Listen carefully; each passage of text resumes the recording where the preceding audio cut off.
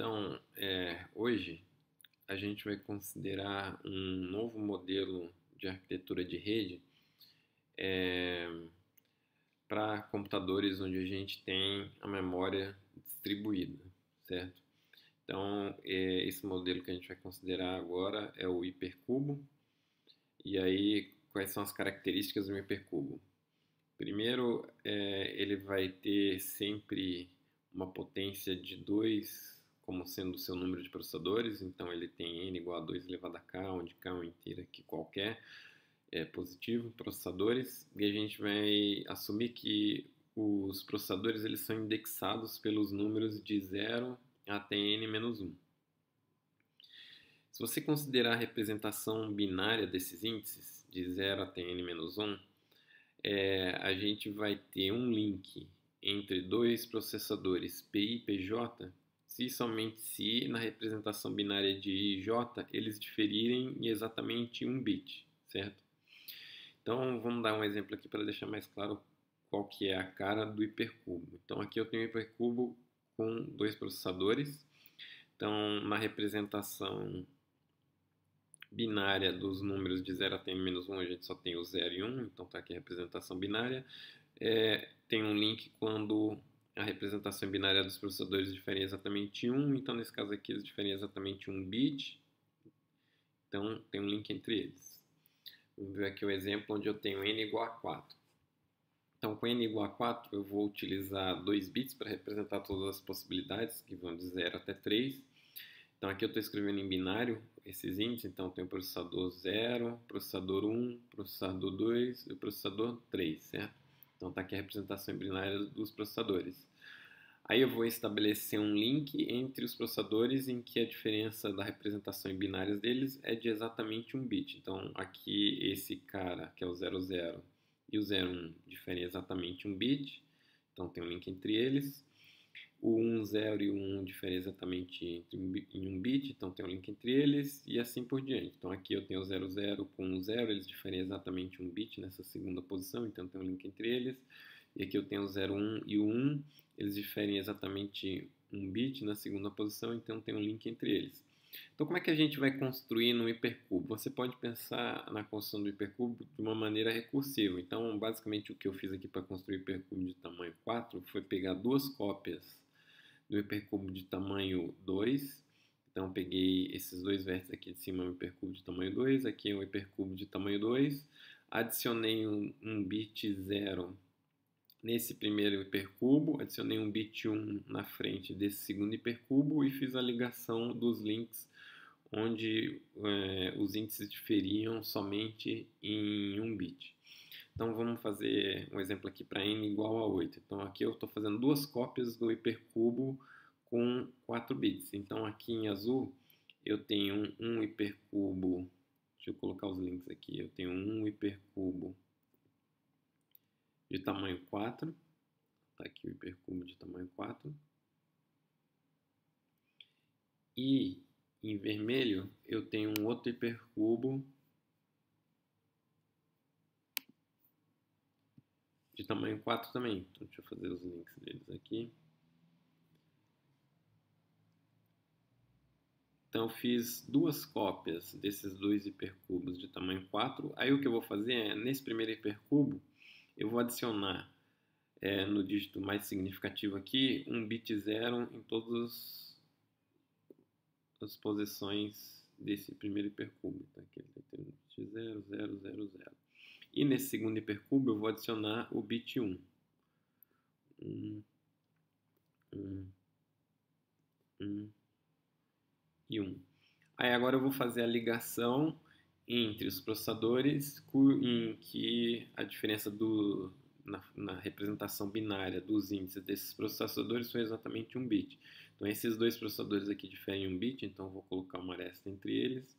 Esses dois processadores aqui eles diferem exatamente 1 bit, eu vou colocar uma aresta entre eles. E assim por diante. Então aqui eu estou formando o meu hipercubo de tamanho 8 a partir de dois hipercubos de tamanho 4.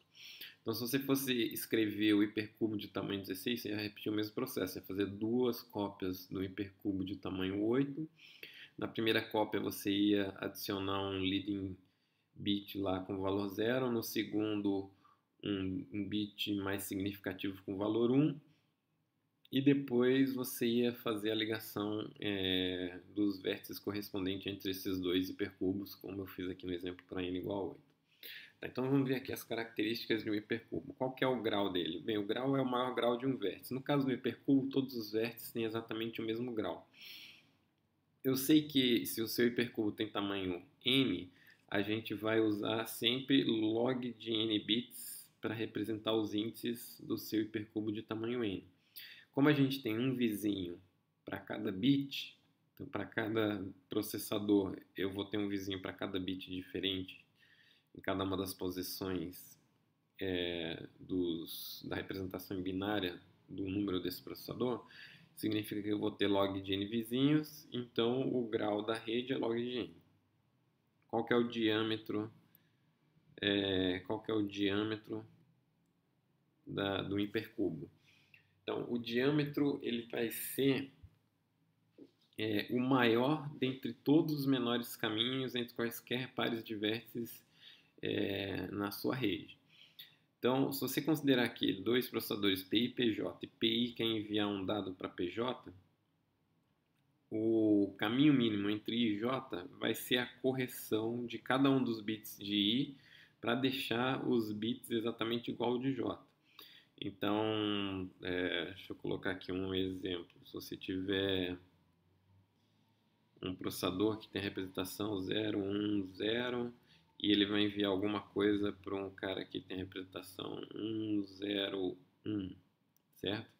Então, ele precisa enviar esse dado, então a primeira coisa que ele vai fazer, esse processador 0, 1, 0, é enviar para um vizinho dele, onde é feita uma correção de um bit para deixar igual ao do destino final, que é esse cara aqui de cima. Então, ele vai corrigir o primeiro bit dele de 0 para 1, ele vai enviar para esse processador aqui, para o 1, 1, 0.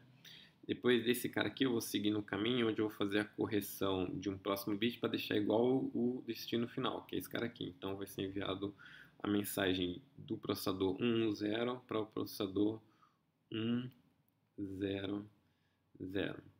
E aí, finalmente, esse último processador envia para o destino final, que é o 101, onde foi feita a correção do último bit aqui, certo? Então, qual vai ser o diâmetro dessa rede? Se você pensar num maior caminho nesse hipercubo, ele vai ser, por exemplo, entre o processador 00000 até o processador onde ele tem todos os bits iguais a 1. Então, o diâmetro é log de n. Qual que é o bisection width? Bem, o bisection width, se vocês lembram, é o número de links que eu preciso remover da rede para deixar duas subredes de tamanho iguais, então cada uma delas vai ficar com metade dos processadores, certo?